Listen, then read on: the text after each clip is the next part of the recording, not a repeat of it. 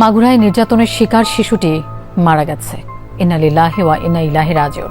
প্রধান উপদেষ্টা গভীর শোক প্রকাশ করেছেন। আসামিদের দ্রুত বিচারের আওতায় নিয়ে আসার নির্দেশ দিয়েছেন তিনি।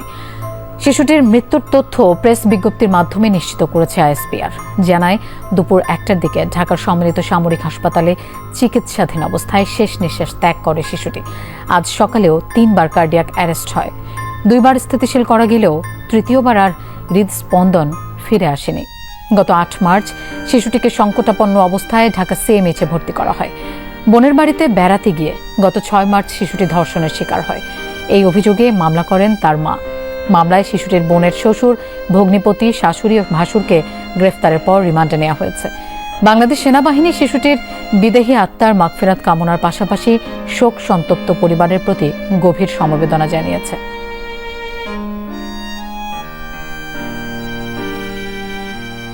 দর্শক, এ ব্যাপারে আরো জানবো। আমাদের সাথে যোগ দিচ্ছেন সহকর্মী ভাস্কর ভাদুরী। ভাস্কর, আইএসপিআর কিছুক্ষণ আগেই শিশুটির মৃত্যুর খবর নিশ্চিত করেছে। এই ব্যাপারে নতুন কোনো তথ্য আছে কিনা আপনার কাছে? প্রথমে মাগুরা জেলা হাসপাতাল, তার পরবর্তীতে ফরিদপুর জেলা হাসপাতাল, তারপরে ঢাকা মেডিকেল কলেজ হাসপাতাল এবং সবশেষ সিএমএইচে সম্মিলিত সামরিক বাহিনীর যে হাসপাতাল রয়েছে সেখানে দেশের বিশেষজ্ঞ চিকিৎসকরা দেশের সর্বোচ্চ চিকিৎসাটা দিয়েও 8 বছরের আসিয়াকে কিন্তু বাঁচানো সম্ভব হয়নি। না ফেরার দেশে তিনি আসিয়া চলে গেছে এবং পুরো দেশবাসীকে এক করে তার উপরে যে নৃশংসতা হয়েছে সেই নৃশংসতার বিষয়ে অনেক প্রশ্ন রেখে আসিয়া কিন্তু এই পৃথিবীর মায়া ত্যাগ করেছে। আইএসপিআর এর পক্ষ থেকে বলা হয়েছে দুপুর আজ 1টায় আসিয়ার মৃত্যুর খবরটি তারা নিশ্চিত করেছেন। এবং আমরা যদি গতকালের ঘটনাটার দিকে লক্ষ্য করি, লোপা গতকালও আসিয়ার 3বার তার হার্ট অ্যাটাক হয়েছিল এবং স্ট্রোক হয়েছিল এবং পরবর্তীতে আজকে সকালে কিন্তু আরও 2বার এই একই ধরনের তার শরীরের যে সমস্যা সেই নানা ধরনের জটিলতার মাঝে এই সমস্যাগুলো দেখা যায়। এবং সবশেষ তাকে সিপিআর পদ্ধতিতেও ট্রাই করা হয়েছিল, যে সিপিআর পদ্ধতি দুপুর 12টার সময় ট্রাই করার পর তার একবার জ্ঞান ফিরেছিল, কিন্তু সবশেষ যে স্ট্রোকটি হয়েছিল সেখানে সিপিআর পদ্ধতি ট্রাই করার পরে কিন্তু তার আর জ্ঞান ফিরেনি। মূলত আসিয়ার এই যে বিষয় এবং আসিয়ার যে ধর্ষকরা ছিল তাদেরকে 4 জনকেই কিন্তু আইনের আওতায় নিয়ে আসা হয়েছে এবং তার মৃত্যুকে এত ছোট শিশুর উপরে এবং অমানসিক নির্যাতনকে কেন্দ্র করে পুরো দেশের মানুষ কিন্তু সরব হয়ে উঠেছিল। সকলে একটি প্রত্যাশা ছিল যে আসিয়া যেভাবেই হোক পৃথিবীতে সাধারণ জীবন ফিরে পাবে এবং রাষ্ট্রের উচ্চ পর্যায় থেকে শুরু করে একদম নিম্ন শ্রেণীর মানুষ পর্যন্ত সকলেই কিন্তু তার জন্য দোয়া করেছেন, প্রার্থনা করেছেন, কিন্তু তাদের সকলকে কাঁদিয়ে কিন্তু আসিয়া না ফেরত দেশে চলে গেছেন। তো আসিয়া যে প্রশ্নগুলো রেখে গেছেন যে এই বাংলাদেশের বিভিন্ন ধরনের যে নারী নির্যাতনের ঘটনাগুলো ঘটছে সেই নারী নির্যাতনের ঘটনাগুলো থেকে আদৌ নারীরা কবে মুক্ত হবে, মূলত সেই প্রশ্ন রাখার পাশাপাশি তিনি সামাজিক যে নিরাপত্তা সেই বিষয়গুলো হয়তো আসিয়ার এই মৃত্যুর মাধ্যমে পুরো দেশের মানুষের সামনে ফুটে আসবে।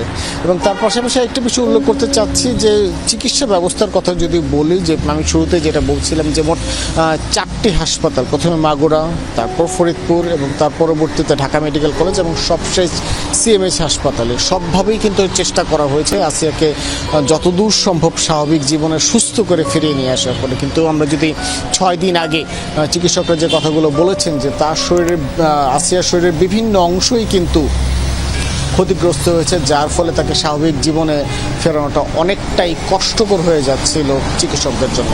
লোপা। ভাস্কর, আপনাকে ধন্যবাদ আমাদের সাথে যোগ দেওয়ার জন্য। আমরা দেখতে পাচ্ছি মাগুরা থেকে আলিমুজ্জামান আলিম আমাদের সাথে এর মধ্যে যোগ দিয়েছেন। আলিম, খুবই দুঃখজনক একটি খবর আমরা জানতে পারলাম, শিশুটিকে আর বাঁচানোই গেল না। আসামিদের কি অবস্থা? এই মামলার তদন্ত কাজ কত দূরে গিয়েছে? আসামিরা কিছু বলেছে কিনা? আপনি এই ব্যাপারে কোনো তথ্য আছে কিনা সেটা একটু জানতে চাই। লোপা, আসলেই খুবই দুঃখজনক ঘটনা। আজ কয়েকদিন ধরেই কিন্তু মাগুরাই এই একটি বিষয় নিয়েই কিন্তু মানুষের মুখে সবসময় কিন্তু এই শিশুটিকে নিয়েই তারা কথা বলছিল। তো আমরা যতদূর জেনেছি, পুলিশের সাথে কথা বলেছি আমরা, আমাদেরকে যেমনটি জানিয়েছে যে আসামি 4 জনই কিন্তু এখন পুলিশ রিমান্ডে রয়েছে। বাংলার প্রধান আসামি যে হিটু শেখের 7 দিনের রিমান্ড চলছে, তার সাথে তার ওয়াইফ জায়েদা বেগম এবং তার 2 ছেলে সজীব এবং রাতুলেরও কিন্তু রিমান্ড চলছে। তবে এখন পর্যন্ত তারা কিন্তু রিমান্ডের সেরকম কোনো তথ্য দেয়নি, পুলিশ আমাদেরকে এমনটি জানিয়েছে। আর আরেকটি বিষয় বলে রাখি যে গত 10 তারিখে কিন্তু আসামিদের যে 3 জন পুরুষ আসামি তাদের কিন্তু ডিএনএ স্যাম্পল কিন্তু নিয়েছে। আর এখন পর্যন্ত আসামিরা রিমান্ডেই তারা আছে। আমাদেরকে খুব একটা তেমন কোনো তথ্য কিন্তু পুলিশ আমাদেরকে এখন পর্যন্ত দিতে পারেনি। আলিম, আপনাকেও ধন্যবাদ আমাদের সাথে যোগ দেওয়ার জন্য।